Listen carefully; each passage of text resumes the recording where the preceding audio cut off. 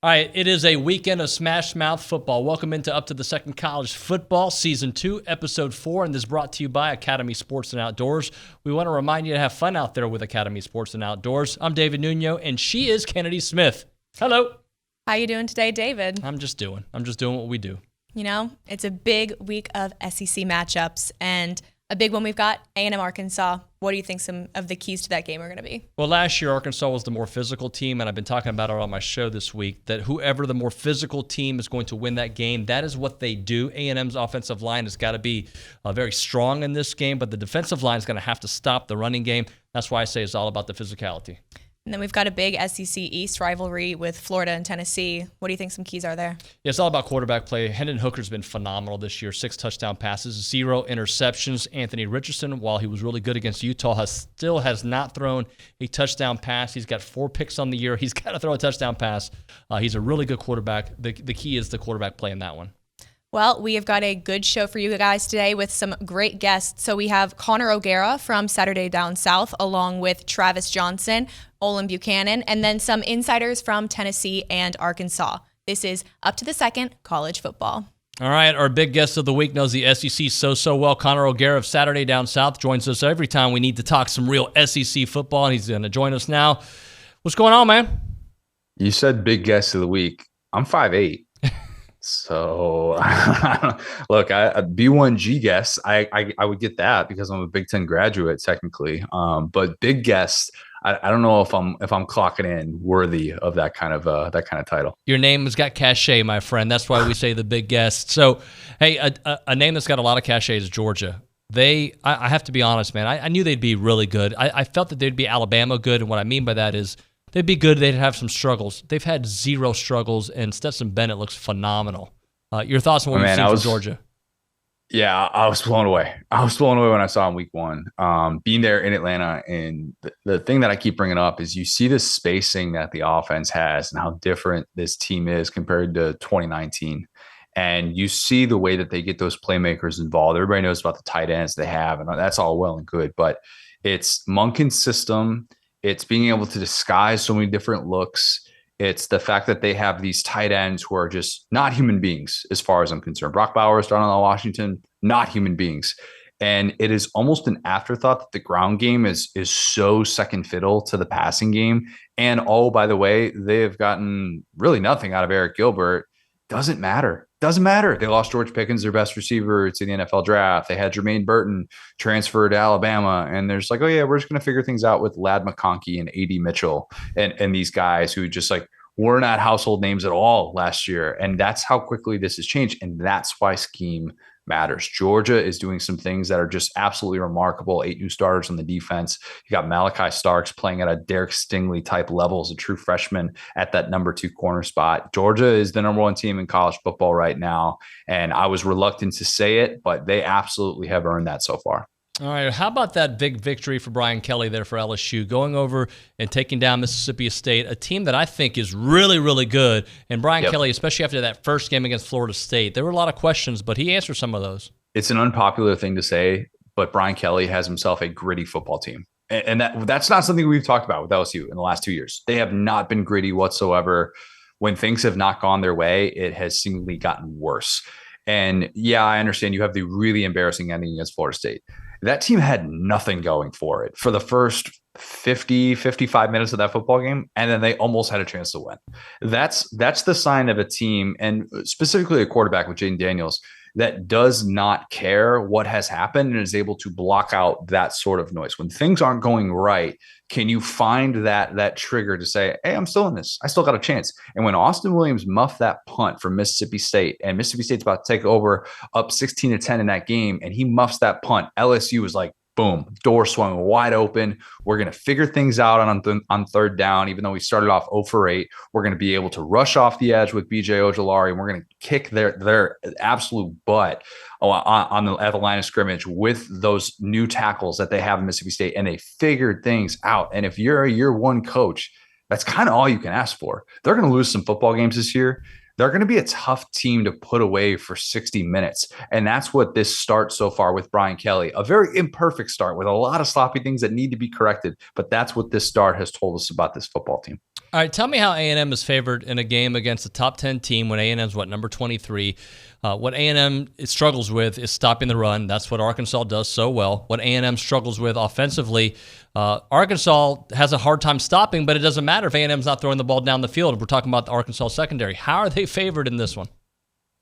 It's a great question because I had that initial reaction when I saw that line. It was 2.5. And I've said Arkansas, in my opinion, was the better football team coming into the season. They're the better football team right now. But can you expose that one serious weakness? Can you, if you're A&M with your veteran quarterback now and Max Johnson, expose Arkansas on the back end? Because when that defense does not get home with Drew Sanders and company, they can be had. And they have allowed nothing but 300-yard passers so far. They just did it to Missouri State with Bobby Petrino. And if you watch the way that secondary looked on the back end now without Jalen Catalon, who's out for the year, they're hoping to get Miles Slusher back. But it has been bad. It has been really bad. So if you're the Aggies, if you can't get it going now, I don't know when you can. Because this is set up so well. Arkansas is dead last in the country in pass defense. Dead last. And that's despite the fact that I think defensively they've actually done some really good things. And Drew Sanders has been a revelation for them, the former 5-star that transferred from Alabama. But if they don't get home, they just leave that door wide open. So what does it look like if Arkansas is trailing late in that game? And, the passing game has been good, but it has not been great. And can they rely on that ground game? Because the ground game also very, very good, but you kind of wonder, what does it look like? They've had 3 kind of tough games in a row where KJ Jefferson and Rocket Sanders have really had to carry the workload. And so can they do that 4 consecutive weeks? I think that's why A&M is favored in this one, although I do think Arkansas is going to win the football game. Florida and Tennessee, a couple weeks back, Anthony Richardson was all the hype about, hey, maybe he'll get into the Heisman Trophy conversation. Still hasn't thrown a touchdown pass. Got, I think, 4 interceptions. Hendon Hooker has been phenomenal since last year when they inserted him into the lineup. It's about quarterback play, I think, in this one, and Hendon Hooker's trending in the right direction. He really is. I love me some Hendon Hooker. I've had him locked in at that number 2 spot in my SEC quarterback rankings basically since the end of last season. And I haven't seen anything this year that suggests he shouldn't be on that level. Now, we'll wait and see if Stetson Bennett continues to progress, if he's going to be able to overtake him. But Hendon Hooker is a fun watch. And kind of the crazy thing about him is, for as good as he has been, he can actually still improve. He still takes too many sacks. He can still get better on those downfield chances, and he can actually become a more precise quarterback. But the thing that makes Tennessee so dangerous is that they can adjust really well. And this is maybe the difference between this year's team and last year's team. If you take away one element of their game, they can now pivot to so many different guys. They have 3 guys who are legit stud wide receiver ones who, in my opinion, if they went to A&M, they would be the go-to receiver. And I don't mean that as a shot at A&M, but I think if any one of those guys, Brew McCoy, Jalen Hyatt, and then Cedric Tillman, if any one of those guys went to A&M, they would instantly become the number 1 receiver. They have been that good so far to start off the year, and Cedric Tillman trusts them, and that ground game is really good. They had 4 starters returning on the offensive line, and it shows. So I look at Tennessee and I say, all right, I know their offense could be really good. I said coming into the season, the offense could be number 1 in all of college football, in part because their defense might not get a ton of stops. They're going to have to score some points. If that defense shows up against Florida and they impose their will against Anthony Richardson, this one can get ugly. I mean, real ugly. And that's not something we talk about with Tennessee and the fact that they have 1 victory against Florida in the 21st century. But this one can get out of hand, and that's why that spread is sitting there at 10 points right now. So break down the SEC East for me. You got Georgia, obviously. And then is it Tennessee? Is it Kentucky? How do you see that breaking down? Yeah, I see Tennessee in that number 2 spot. That's what I've been saying throughout the offseason. I think going on the road against Pitt and being able to win the way that they did, score the fewest amount of points that they've had in a win in the Josh Heupel era, and that even came, as a result of overtime as well. And then I would put Kentucky at a very close number 3. And the only hesitancy I have with Kentucky is that the ball security is still kind of an issue with them. They still turn the football over a little bit too much for my liking. Their special teams are also a liability right now. If you remember the Florida game, they gave away 6 points. If they were going to lose that game, it was going to be because of the special teams issues that they had with being able to snap the football, being able to kick, do those little things. But we're splitting hairs here. The East is good. The East is good. They have 3 legitimate chances to go to a New Year's Six Bowl this year, which I don't normally say that about the East at all. I think it's a little bit overblown. I think a lot of them benefit because of the schedule. East is just good. And I think those teams at the top are going to have a really difficult time playing against each other. I said in the offseason that Tennessee was going to beat Georgia. I'm holding on to that, even though Georgia has looked the part, obviously, so far. But yeah, Tennessee and Kentucky, they are 2 and 3 and not necessarily on the level that Georgia is, but definitely worthy of being top 10, top 15 teams. Connor O'Gara, Saturday Down South. Thanks, my man. Appreciate you as always. Anytime. Appreciate it, man.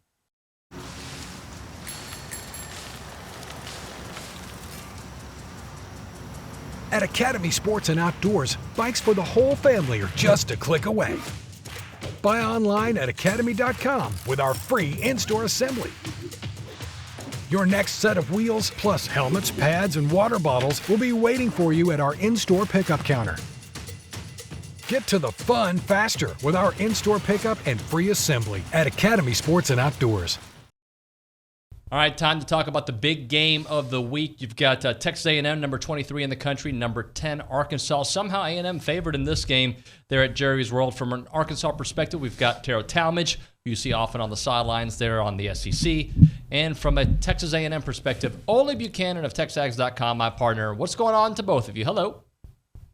Hey, I'm excited to be here. This is going to be a fun game, as always. OB? Looking forward to the game. Have gone in more confident in the past than I am this year. No doubt about that. Tera, have we seen the real Arkansas team this year? You guys have had some tough tests with Cincinnati, obviously South Carolina. Not necessarily tough, but brand programs that we've seen in the past. Missouri State was a close game, or at least for a big portion of it. Have we seen the real Arkansas team yet? I think we've seen pieces of it. I think they're still putting together a complete performance, though. Obviously, that Missouri State game for Arkansas was not how they want to be presenting themselves at all. Sam Pittman said it after the game. He's like, we just got out-coached. I completely got out-coached. And so I'm sure that they're working on a lot of different things over this week to get ready for this A&M game. OB, I'm going to ask you the same question. Have we seen the real A&M team yet? The offense has certainly not looked the part yet. Well, we certainly hope we haven't.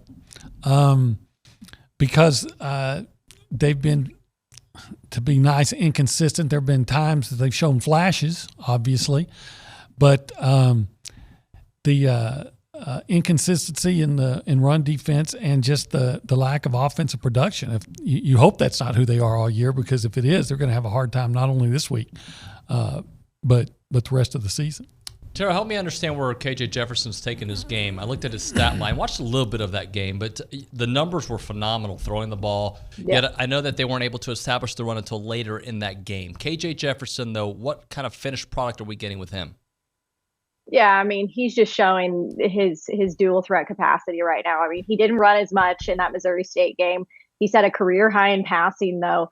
So he's just kind of showing off what he can do. He can use his feet, and that's one of the biggest things for him. I'm sure we're going to see that a lot in this A&M game as well.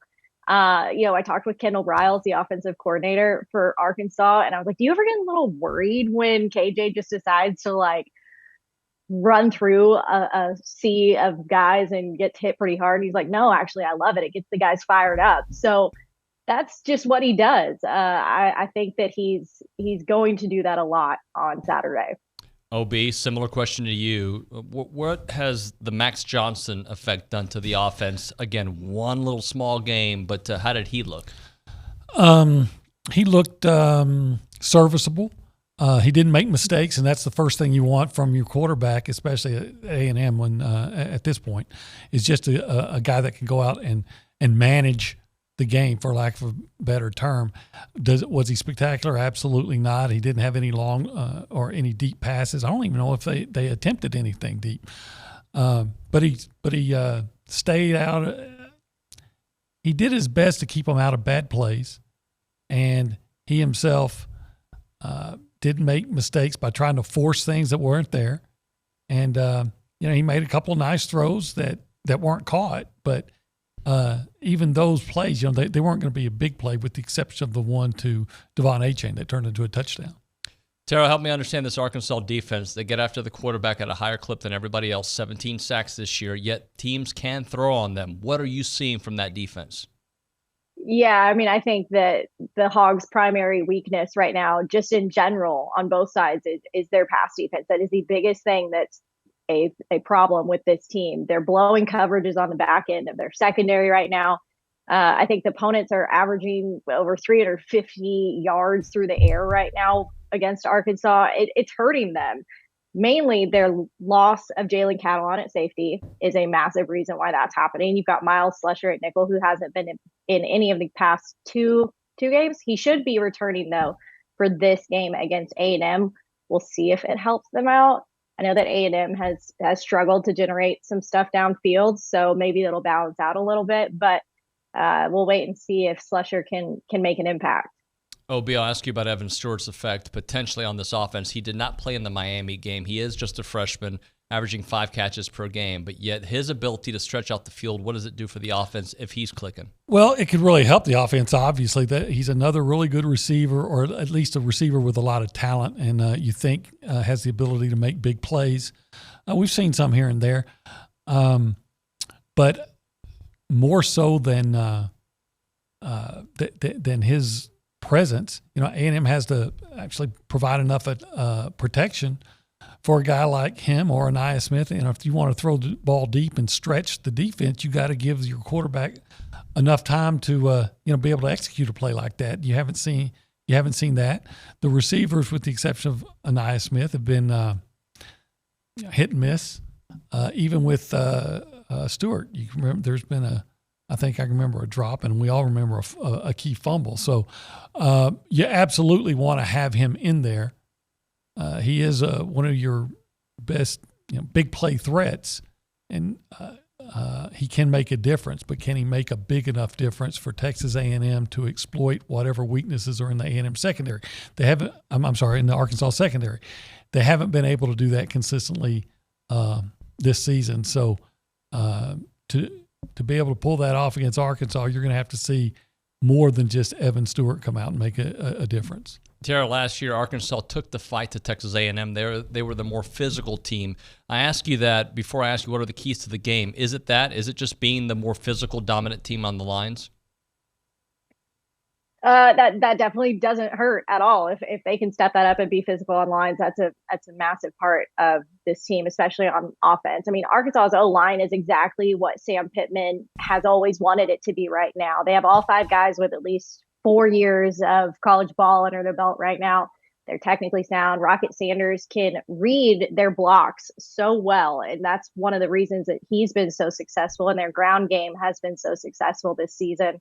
So that it's going to be a huge part of them winning this game. Obviously, like we talked about with the secondary, they have to step up. Sam Pittman said earlier this week, he can live with guys making plays. He cannot live with guys being wide open and getting a touchdown. That's their goal, is to not have any wide open guys making plays this weekend. OB, what's the key for A&M? Is it physicality? It certainly starts there. I thought Arkansas was last year was just more they played harder. I thought it meant more to them, and that's not an excuse. That's actually an indictment on A&M. I thought that game meant so much to Arkansas, and they won both lines of scrimmage. And I think A&M has to be able to, at the very least, create a stalemate at the line of scrimmage on defense. That's Arkansas's offensive line may be the best offensive line they're going to face all year. And if they don't do a better job in run defense than they've done thus far, then I would look for Sanders and KJ Jefferson to run the ball all game. I wouldn't look for KJ Jefferson to throw, a whole lot more than 20 passes, maybe not even that much, because you may not have to. So A&M has to come in more with a much more physical attitude than they had a year ago, understanding that this game can be won and lost at the line of scrimmage, and play, try to match Arkansas's physicality, because quite frankly, A&M's offensive line is again, nice way to put it, has been inconsistent. The defensive line's played really well, but they're going again against the best offensive front they've seen. Tera Talmadge, Olin Buchanan, thank you guys so much for doing it. We'll do it again. Sounds good. Thanks for having me. All right, our next guest is Travis Johnson. He played at Florida State, an NFL career that includes the Texans and the Chargers, and a guy that I used to call when I did television in Houston all the time to bother him for his hot sports takes. TJ, what's up, man? Man, what's going on, Nuño? How you doing? Good, man. Thanks so much for joining us. Appreciate it. I want to start things off with Florida State, a team that you know so well. It looks like, at least if you look at the stats and the way they've won games, that they've figured it out. Have they figured it out? You know what? I don't want to jump the gun. I don't want to be like those sorry brothers from the South that reside in the 305, and they're like, "Oh my, the U is back." No, I'm not gonna say that about Florida State. What I'll say is, we're learning. They're learning to become winners, and I think that's a big deal. I think Mike Norvell has got Mike has got the team playing well. Anytime you have 18 offensive linemen on scholarship, I think you put a real investment in getting offensive line right, and I see great things out of what they're doing. Jordan Travis is making a lot better decisions this year at times.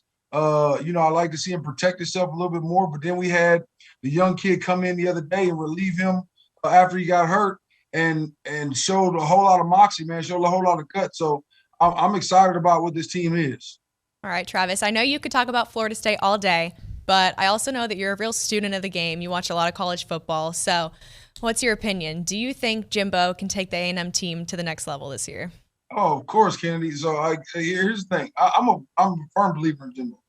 I think, everybody's like, listen, man, the Aggies weren't relevant before Jimbo got there. And the Aggies always want to believe, like, we should be up for a national championship every year, which now that they have Jimbo, yeah, you should be.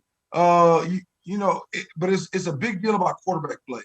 I don't know how confident he was in the guy y'all had out there first before he put Max Johnson in. Max didn't play bad last game, but he didn't play well either. I think he was 10 for 20 for not even 100 yards. He didn't turn the ball over. I think this is a team that has to be able to run the ball. When you have a guy like A-Chain, North Shore guy like A-Chain, you got to run the ball with him. He's a dynamic player. He's a generational player. Kind of reminds you of Dalvin Cook when he was at Florida State beforehand. A fast guy, not incredibly big, but a real shifty. But when you have an offensive line that's not playing well, when you have an offensive line that you lost guys, like Luke Matthews, the injury, Bryce Foster hadn't really panned out to be what you thought he was going to be. These are all big-name guys that were thought to be played a lot, thought to get a lot of playing time. And then you lost guys in the draft early. We have one here in Houston, Kenyon Green. You lost those guys early, so that's going to take a big hit to the offensive line. So I think over time, he gets it done. Yeah, it might not be – this year's not going to be pretty. But I think, losing to App State – listen, I'm one of those guys who believes App State should never be booked by any major team in September. I'm a firm believer of that because we all know this team is going to have super seniors on their team. A team like A&M is going to have a bunch of young guys that don't know how to really play together, don't know how to finish plays, don't know how to finish games. And when you play against a team like App State with super seniors, those guys know how to play ball. And they're hard-nosed, and they know I'm probably not going to the league. So I'm going to hit you in the mouth for 60 minutes. So I would never take an App State game in September. But I didn't look at the game as bad. I look at the game as from the turnover standpoint, from the quarterback decision-making standpoint, and from the offensive line standpoint, it didn't play well. I think Jimbo coaches behind all. It's just he don't have the guys right now. They're not ready yet. Max Johnson in that game this past weekend, 10 of 20 for 140 yards. Bryce Foster just came back from mono. Good to see him back on the field helping out that team. Hey, I want to ask you about Mike Evans, another Aggie. Just to jump to the NFL for a quick second, what do you think about him having Tom Brady's back the way he did? When he didn't have Tom Brady. Tom Brady didn't never need his help. So he literally decided. You could tell him and Lattimore got beat. Yeah, they got real beat because for you to just do like this to Tom Brady, wave your hand like you shoot him off. The way you came out of nowhere is like somebody cursed your mama, your girl out. Like it didn't make any sense. Like you literally now are gonna lose a big check because you talking about I'm defending Tom Brady. Tom Brady don't need you to defend him. Tom Brady's a goon. He's the greatest of all time. You know what I mean? Like he don't need you to defend him. He's not to fight. Tom Brady's not gonna fight. He's gonna talk. And you now have got suspended because you decided, I'm going to come across somebody's stuff. No, you're an idiot. You're an idiot. Now you lose a whole game check, and Tom is looking at you like, I'm not going to pay that fine for you. Didn't nobody tell you to come in here and do this anyway?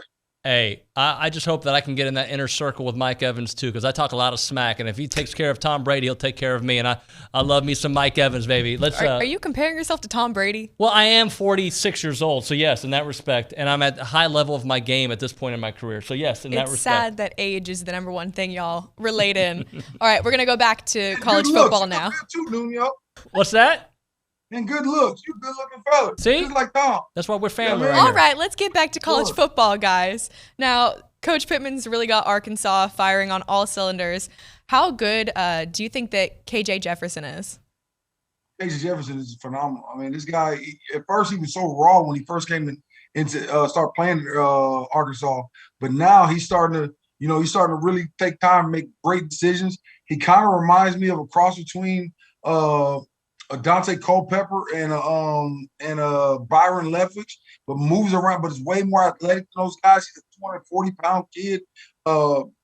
He runs like John Elway when he was young, not the John Elway that some of the younger guys know of being the guy who with 2 knee braces on. He's a nimble guy. He's a guy who moves around the pocket well. I think his slow delivery, at first people are looking like, that's a knock on him, but at the same time, I think it really helps him out because you don't know what he's going to do. You don't know if he's going to tuck the ball and run. You don't know if he's going to throw the ball. And I think he's making a lot more decisions from the pocket this year, which is phenomenal to watch because you're watching the maturation go on right in front of them. Do I see them going in? Do I see them beating A&M this week? No, I don't. But I see it being a hell of a game. I really do see it being a game that's going to be a barn burner. Travis, I got to ask you, I know you already mentioned your opinion on the 305 boys over there, but how close is Miami to being back, or is it it's just a long process? Well, the bias in me says they ain't never coming back.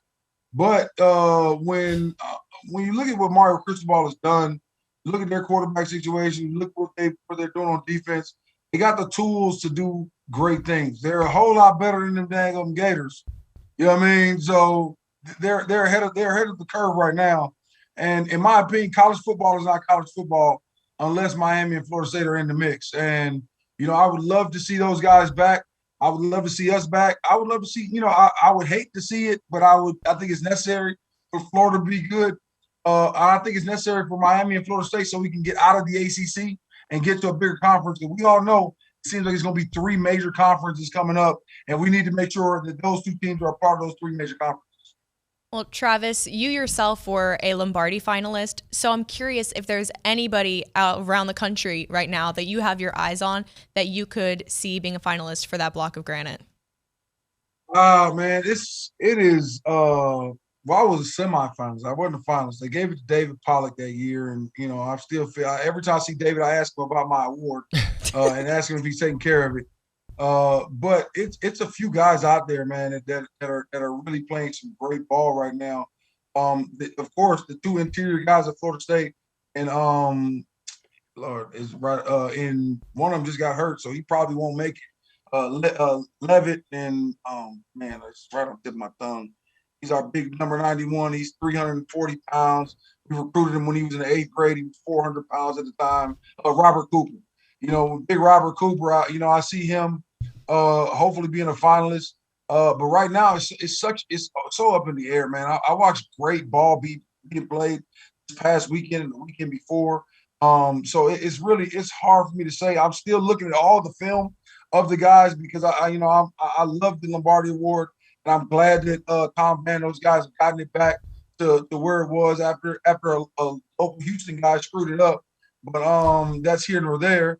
But I mean, I think it's a lot of guys, man, that have that can be the guy, and I'm still up in the air. So Kennedy, you put me on the spot with the exact name, but I'm gonna have a name for you next time I come on. I had to put you on the spot. I'm sorry. I appreciate to. that. Hey. No, you good.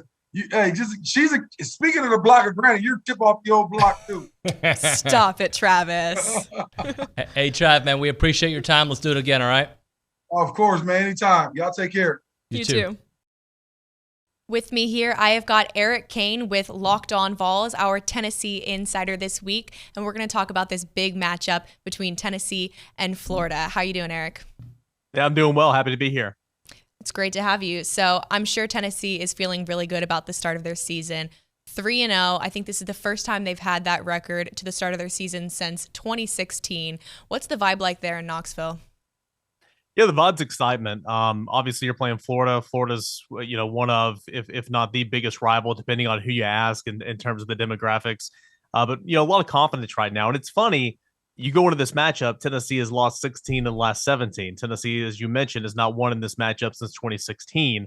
So if history is any indicator, there shouldn't be a whole lot of confidence right now. But so many times throughout this program's series, these two programs series together, Tennessee's been the better football team and just hadn't found a way to win. But a lot of confidence rolling into this one. Tennessee's got an explosive offense. Obviously, it has Hendon Hooker at the helm. And the way Florida has been playing against Kentucky and against South Florida, you feel like you're getting Florida at the right time right now if you're Tennessee. Yeah, there's a lot of hype around this game, especially, and there's a lot of confidence in Tennessee. How excited is the fan base and the team to have College Game Day coming back to town? Yeah, they're pumped. I think it matters a whole lot. I mean, Game Day hadn't been here for a couple of years, and I think the last time Tennessee and Florida played here in 2016, Game Day was here, if I'm not mistaken. So that's going to be a whole lot of fun. But they're going to be out here on campus. There's going to be fans flooded campus from 9 a.m. all the way through the end of the ball game at 7 or 8 o'clock at night. So I think that's a nice little start to the season. Obviously, Tennessee's 3-0. They had a good win against Pittsburgh on the road in overtime, found a way to win, which was impressive. But the other two games were against MAC opponents. So it's a good start to the season, a lot to be excited about. But I think, most of the fan base understands that, the challenge starts now with Florida. But having it sold out, checker kneeling, College Game Day on campus, all the works, I think it's going to be a great atmosphere. And, Josh Heupel's mentioned that a time or two already this week, saying that this will be the best atmosphere in all of college football come Saturday. Like you said, it's a big rivalry, and it's really a big win to get in the SEC East. So how big would it be for the Volunteers to be able to take this one? That would be huge. Not only is it kind of getting over that mental hurdle that you have with Florida, your rival, but I mean, it's such a big game early on in the SEC. You've got big games coming. Don't remember, Tennessee has Alabama on the schedule every single year. I mean, by luck of the draw, Tennessee's permanent opponent in the West is Alabama and Nick Saban, and they're going on this unprecedented run in college football with Nick Saban. So that still is, we'll see, obviously, but that's probably a loss on the schedule. You play Georgia, and Georgia has showed no signs of coming down for that national championship run. Say that's a loss. You got two losses, shortly ahead of you. So you need to get this win. You need to get the win against Kentucky. You need to play well on the road at LSU in 2 weeks after the bye. Getting that win against Pittsburgh was a great start, even though it wasn't an SEC game, but it was a good start. Picking up this win against Florida, a beatable Florida team, which has not been the case sometime throughout this series when Tennessee's played against them, would be huge for the momentum and the trajectory, for this season moving forward in terms of, a 9-win regular season, what type of bowl game you'll potentially have. A lot of it comes down to this game. Absolutely. And Hendon Hooker is really making a name for himself as Tennessee's quarterback. And I've even heard some talk about him being a Heisman potential. So what would you say is his biggest strength really going into this first SEC matchup? Yeah, Hendon's done a lot well so far this season. It's kind of funny if you go back and watch the starts against Ball State. When I say starts, I mean the first couple of series, Ball State, Pittsburgh, and Akron. He's not been very good. He's been inaccurate. He's struggled with his rating and all that. But shortly after those first couple of series, he's been dynamite. You look at his overall stats so far this season, and they're really good. He's played really well this season, despite getting off to some slower starts. I think that'll be big in this football game. Florida's obviously a good enough team to where if you get off to a slow start, they might bury you. So you need to avoid that. But, Hendon's been really good throwing the ball down the field. Obviously, Cedric Tillman, who got banged up last week. We'll see about his status as the week goes on. The emergence of Jalen High in the slot have really helped him out. Brew McCoy on the other side. He's got weapons throwing the ball downfield. His legs, I think, could be something that Tennessee utilizes in this football game. The ability, like Anthony Richardson on the other side, to run with the quarterback. He can kind of just do it all, and he doesn't make many mistakes. He's not thrown many interceptions whatsoever. He actually holds a Tennessee program record for most pass attempts without an interception thrown, and that's ongoing right now. So he's smart, a good leader. He's got all the tools, and they're kind of they've been on display so far through the first 3 weeks of the season. Obviously, if Tennessee wins, Hendon Hooker will have a good game. Well, Florida's coming into this game after a close win against USF, and it really seems like Billy Napier needs to get Anthony Richardson going. So what do you think weaknesses-wise Florida is going to be looking at, and, well, Josh Heupel is going to be looking at in Florida, and they want to exploit from Florida? Well, as far as looking at weaknesses in Florida, Anthony Richardson so far this season has shown that he cannot throw the football, when kept bottled up inside the pocket. I think Kentucky really kind of had the blueprint: keep him between the tackles, make him win the football game with his arm. And Tennessee's going to try to follow that blueprint. I think it's going to be a huge game for the defensive ends and Byron Young and Tyler Barron to keep, the edges set and force everything inside. And I think that's kind of the path to victory there. Also, Tennessee's going to have to slow down that run game. Florida it was such a good win for Florida in week 1. But even in that win, Anthony Richardson didn't throw the football. So I think it's all about making Richardson throw the football. On the contrary, if you're looking at weaknesses within Tennessee to try to get Richardson and Florida going offensively, Tennessee struggled to, bring down the mobile quarterback last season. Kenny Pickett ran all over him. Matt Corral ran all over him. Emory Jones ran all over him. Tennessee hasn't been tested in that regard so far this season. Keaton Slovis and his backup when they were in the football game, they weren't mobile, obviously playing a little injured as well. DJ Irons last week for Akron is a dual threat quarterback, but he wasn't mobile. He's a bit banged up as well.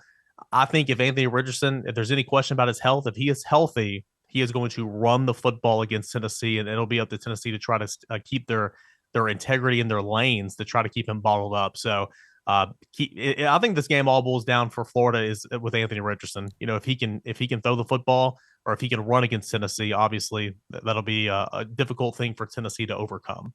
It'll be interesting to see how that plays out. So I want to put you on the spot here, but what do you think your score prediction is going to be for this game? What's the under-over? Oh, gosh. Yeah, usually I'll wait till the very end of the week to do this. I know the spread at the time being right now is about 11. This series is always so close. I don't buy into Tennessee covering that spread whatsoever. I think health is a big issue for Tennessee this week. Will Cedric Tillman go? What about Jabari Small and Dylan Sampson in the backfield? Those are big question marks for Tennessee. With all that said, I still like Tennessee in this football game. And I know so many fans here in Knoxville and who root for Tennessee have this thing called battered Vols syndrome, where they say, well, you've been the better team so many times, you just can't quite get over the hump. I like Tennessee's team better this year. Florida's been challenged a whole lot more than Tennessee. There's no doubt about it. But I think this offense is just something that is not going to be able to be slowed down to an extent, obviously. But I think this offense is going to prevail, with the other receivers, with the run game. I mean, there's going to be opportunities to run the football against Florida. So, we'll see. I like Tennessee maybe 34 to 27, 34 to 24, somewhere around that 10 to 4-point range. But I like Tennessee to win this one. I really do. And I guess, we'll see if I'm a fool come Monday. Well, I like your prediction. Forget battered ball syndrome. We're going with rising from the ashes on this one. Thanks so much for joining us, Eric. And thank you guys for watching this episode of Up to the Second College Football. We will catch y'all on the next one.